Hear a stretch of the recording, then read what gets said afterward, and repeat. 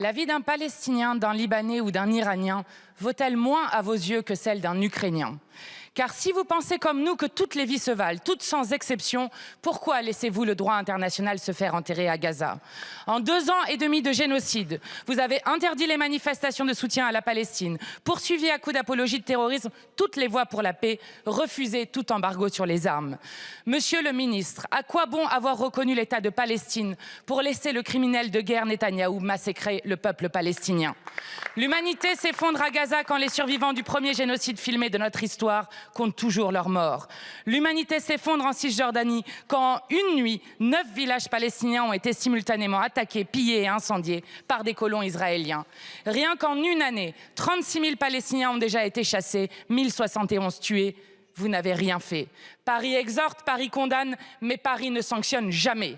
Vous n'avez rien fait et vous avez ainsi cautionné la fuite en avant de Netanyahou et de Trump. Désormais, il bombarde le peuple iranien comme le peuple libanais. Netanyahou assume de vouloir annexer le Sud-Liban pour en faire un nouveau Gaza.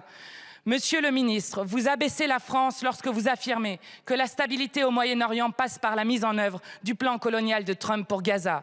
Vous abaissez la France quand, depuis la terre de l'agresseur, vous validez un plan qui prévoit de construire une Riviera et des data centers sur le cimetière des Palestiniens, un plan qui vise à discréditer définitivement l'ONU.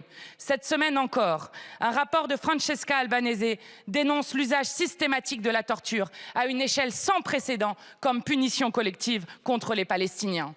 La vie d'un Palestinien, d'un Libanais ou d'un Iranien vaut-elle mieux à vos yeux que celle d'un Ukrainien?